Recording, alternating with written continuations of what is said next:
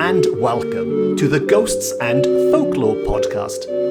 I'm Mark Rees, and on each episode, I investigate a different, weird, and wonderful subject.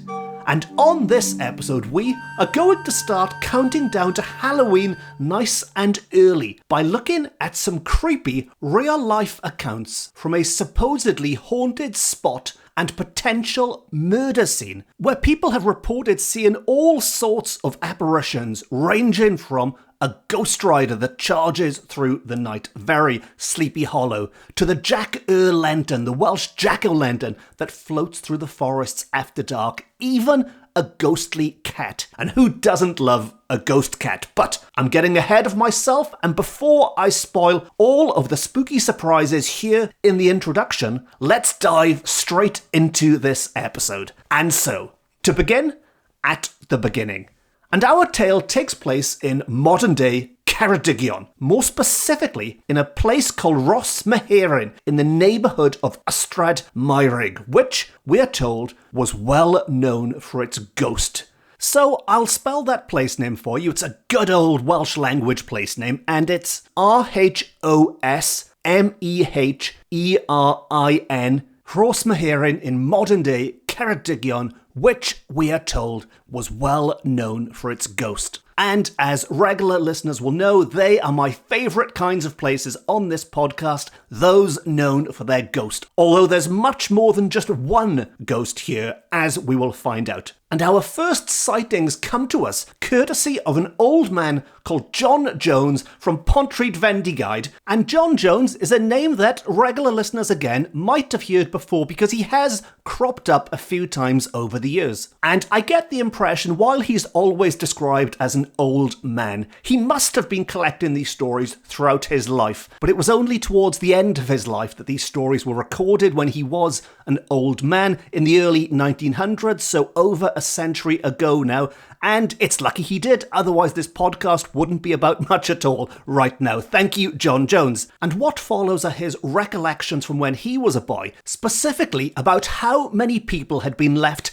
terrified after passing the haunted spot. And that's in inverted commas there, in air quotes, the haunted spot, which is always a dead giveaway. Anywhere that has haunted in its name, you might want to be a little bit careful of. And that was certainly the case here, because the people who did pass the haunted spot were often left terrified, we are told, by a ghost. And not just any old ghost, but one which John tells us appeared in different forms. Sometimes this ghost appeared in the shape of a cat. See, I did promise a ghost cat. But at other times as a man on horseback. Sometimes in the shape of a cat, at other times as a man on horseback, which, frankly, are two very, very different things. I don't care how terrified you are, there aren't many people who are going to confuse a cat with a man on horseback. It's not like mixing up, say, a wolf and a husky.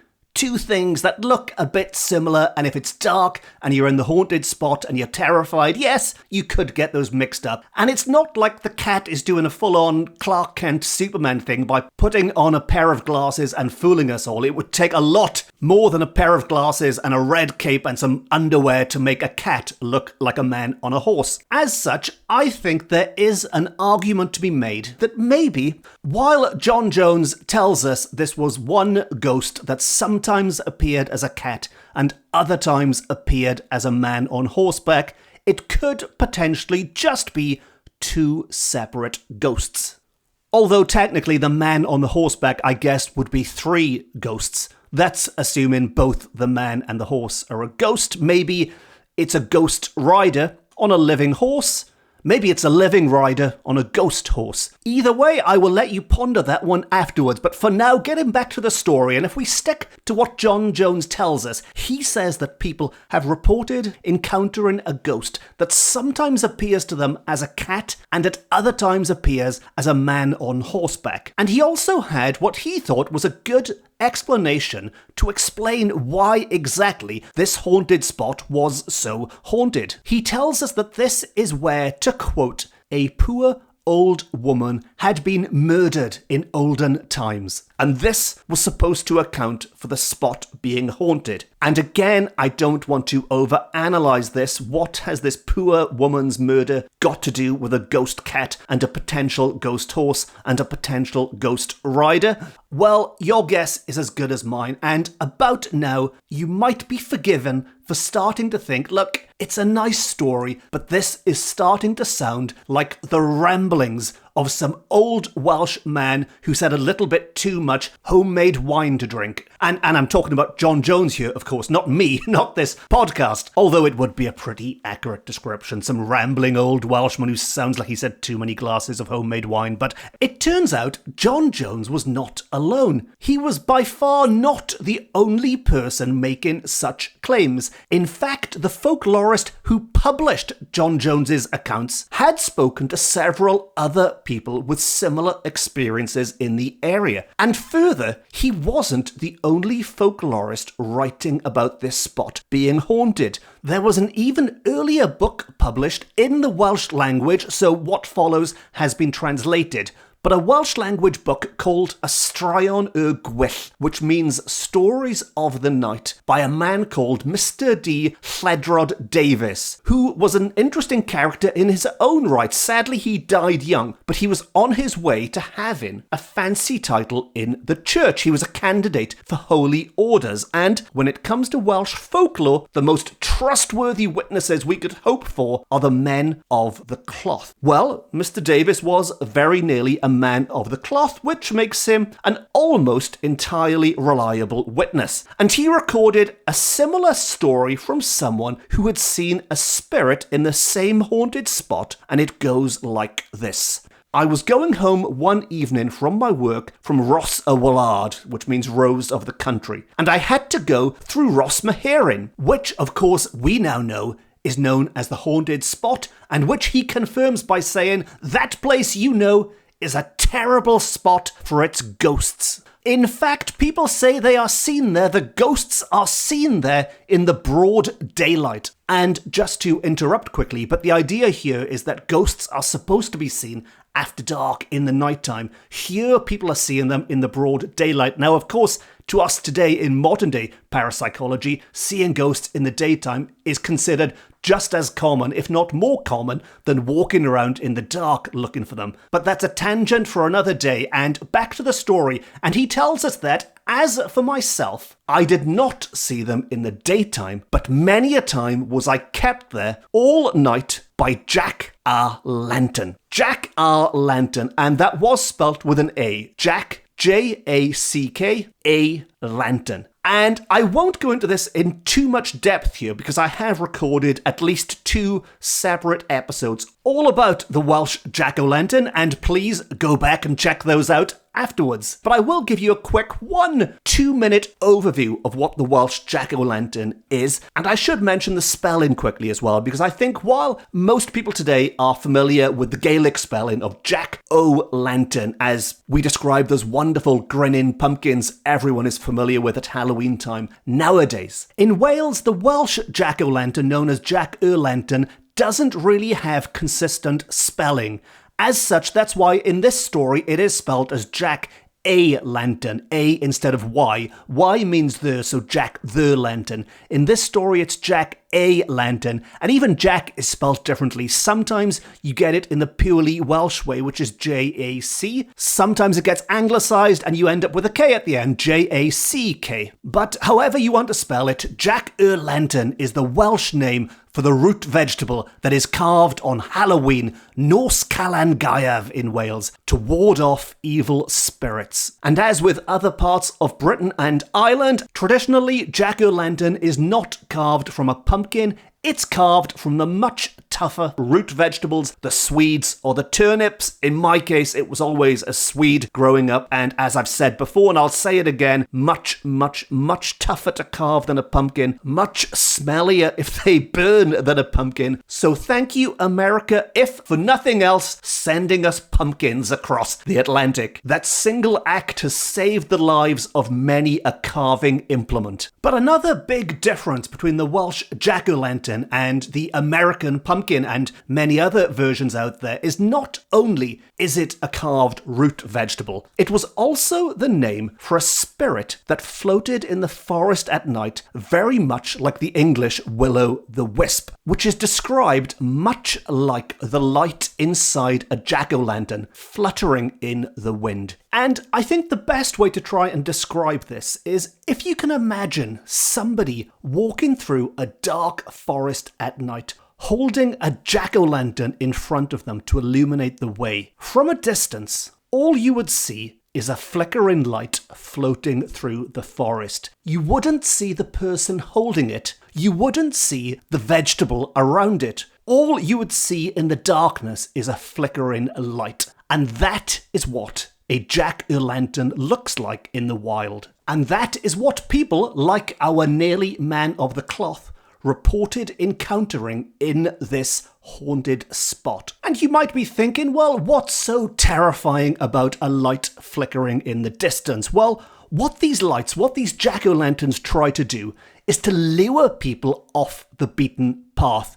They aim to lure travellers away from where they want to go. And the way it works is that you might notice this light flickering off in the distance and assume it's a fellow traveller who's gotten lost, someone who's going the wrong way, and you might head towards them to try and help them to go and speak with them. But by doing so, you're actually putting yourself in danger. This light is luring you towards somewhere that could cause significant harm. It could even kill you. It could lure you over into a gorge, into a mine pit, over the edge of a cliff. And by following that light, you might fall to, well, in the worst case scenario, you might fall to your death. So there's an important lesson here. If you do encounter a jack-o'-lantern in the dark forests at night, whatever you do, don't let it lead you astray. But to get back to our story, and it's not all about jack-o'-lanterns, that's just one of the many apparitions there. And they also tell us that I saw a ghost in the form of a cat there also. I saw a ghost in the form of a cat there also. And when I began to strike him, he disappeared in a blazing fire. And if ever there was a sentence that needed unpacking, it's that one. So he sees a ghost. It's in the form of a cat. And when he beats it, it bursts into flames. So why did he beat it? And why did it burst into flames? Well, I can't answer any of those definitively, but to give him the benefit of the doubt, I hope he realised it was a ghost cat, and that is why he striked it. Otherwise, he's just a terrible person who deserves all the bad stuff that is coming up shortly. As for the fire, I think that will be explained by the end as well, but no spoilers quite yet. And so, back to the story, and to continue, after trying to strike this cat, it disappears in a blazing fire, and as he stood there in the same spot, he heard the sound of a horse coming towards him. And I'm going to interrupt again quickly here, last time I promise, but I think this earlier story helps explain why people think a cat was transforming into a man on a horse. Based on this story, he strikes the cat, it disappears in a ball of fire, and then a ghost rider mysteriously appears. And I think you can see why some people might think that it was the cat that became the horse rider. Of course, the horse rider might simply have just emerged to protect the cat, but either way, for the sake of this story, the horse rider emerges and comes up behind the man. And to continue, he says, I jumped to one side to make room for him to pass. But when he came opposite me, he did not go forward a single pace faster than myself. When I went on slowly, he went slowly. When I went fast, he went fast. So he makes room for this horse and the rider to go past. But when it draws alongside him, it just stays there, keeping the same pace as the man. If the man goes slower, the horse goes slower. If the man goes faster, the horse goes faster. And getting a bit sick of this, the man decides to try and strike up a conversation and says, "Good night." But there was no answer. So he tries again, and to quote, "Then I said it was a very fine night." But the gentleman on horseback did not seem to take any notice of what I said. Then, thinking that he might be an Englishman, I said in English, "Good night."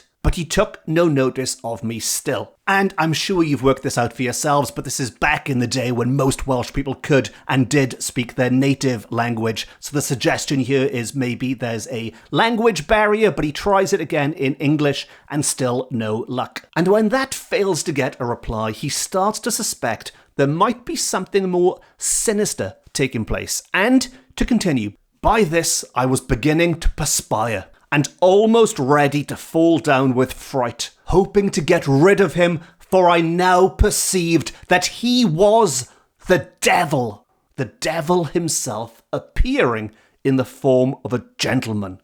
Which is another sentence that needs a little bit of unpacking and certainly escalates things quickly. He has now determined this is no longer just some ignorant fellow traveller alongside him saying nothing. He is, in fact, the devil himself in the shape of a gentleman walking or riding on this earth. And on we went, he continues, along the dark, narrow lane, till we came to the turnpike road, that's an old toll road, where it became a little lighter. So he was emerging from the gloom at this turnpike road, which gave me courage to turn my eyes to see what kind of man he was. So now that things were a little bit lighter, he was hoping to sneak a closer peek at the horse and the rider to confirm or deny if this was, in fact, y diafol, the devil, riding alongside him. And he tells us that the horse looked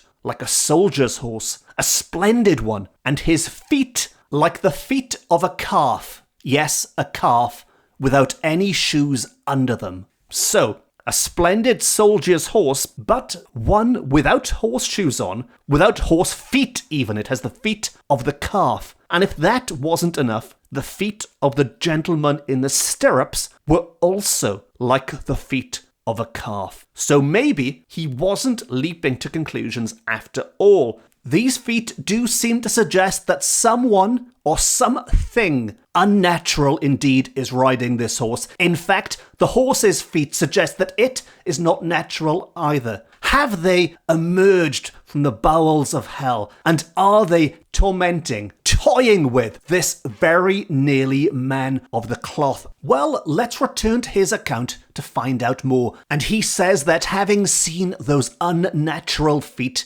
his courage failed him, and he was unable to look any further. He could not raise his eyes beyond those stirrups to get a good look at this rider's face. So he got as far as the feet and freaked out. On we went till we came to the crossroad. I had heard many a time that a ghost leaves everybody there.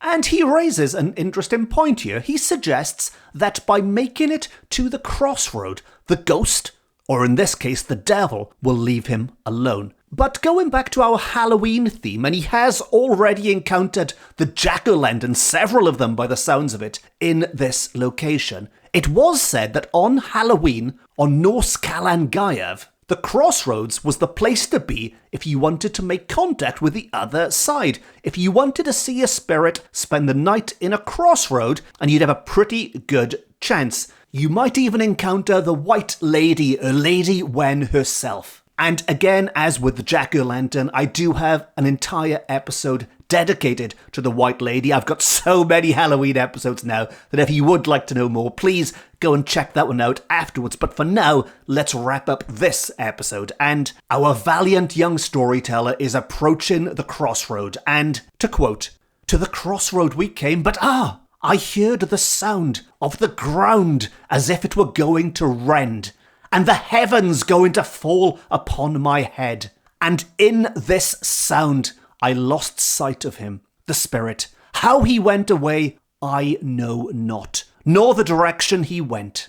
So he reaches the crossroad. There's this deafening sound as if the ground is being ripped apart and the spirit disappears. Now he says he knows not where this spirit went, but the implication here, to me at least anyway, is that the ground being torn into suggests that maybe this spirit is going back down below. This is the gates of hell opening up to allow its master, or at least one of its minions, to return back below where it belongs. And as with the accounts of John Jones and all the others who had reported strange activity in this area, we might never know the secrets to this phantom devil rider in the forest. But what we do know is many people truly believed this spot was incredibly haunted, and the sheer range of apparitions seen there on multiple occasions, ranging from the Welsh jack-o'-lantern to a spooky ghost rider, from a ghostly cat to a ghostly horse, terrified people for generations, and who knows, maybe they continue to terrify to this day. And on that foreboding, cliffhanger-like thought, we have reached the end of another episode of the Ghosts and Folklore podcast. If you enjoyed this episode and you haven't already, please consider pressing the subscribe button, especially if you enjoy the Halloween episodes, because this year the calendar gods have been very kind to you, because at the moment I publish a new episode every 4 weeks, which is roughly one a month, but sometimes more than one a month. And this year, in October, I will be publishing 2 episodes, 2 Halloween episodes. The first on October the 2nd, and the second on October the 30th, Halloween Eve itself. And if you can't wait until then, as I've mentioned way too many times already on this episode, but I have published lots and lots of Halloween episodes over the years, looking at the history of Halloween in Wales and further afield, the folklore, the creatures like the Lady Wen and the Hwch the Gutter, the Jack-o'-lantern, good old Jack-o'-lantern. And when I started this podcast, I was publishing episodes every week, which means that if you go back a few years, there's at least 4 Halloween episodes every year. So if you're a new listener who's found the podcast in time for Halloween, there are loads and loads of episodes to catch up on. And if you're an old school listener, well, if you can bear to listen more than once, go back and check those out as well. As always, if you enjoy this podcast and you'd like to support it, you can rate it, review it, tell all your friends about it. Every tiny little thing does help other people come across this podcast. And if you really enjoyed it and you want to keep it on the air going forward, you can treat me to a Ko-fi coffee via my website, which is always much appreciated, and at this time of year is always pumpkin spiced. Now, outside of this podcast, I'll have lots and lots of things going on over spooky season. I'll have talks and events. You can keep an eye on my social media for details about those. Talking about social media, I'm on all of the main platforms. And of course, if you'd like to book me for a talk or anything similar, then get in touch via the website. And talking about my website, I've published many weird and wonderful books about the kind of subjects that I talk about on this podcast. You'll find a full list there, and they are available from all good bookshops, offline and on. But I do get several inquiries about signed copies, and there will be a function to get signed copies of my books direct from the website very soon. Again, keep an eye on that, keep an eye on social, and I will let you know as soon as that's live. Anyway, that's enough shameless self-promotion for one episode. So, it just leaves me to say thank you very much for listening. Diolch yn fawr iawn am wrando. I've been Mark Rees. This has been my Ghosts and Folklore podcast, beaming to you from Wales to the world. And remember, the next time you see a cat on your travels, especially at night, on a dark, lonely road, always be nice to it. Stop, scratch its ears, stroke its back, give it some dreamies if you happen to carry cat treats with you at night, because you never know. It might just be the devil in disguise. Until next time, Nos ta!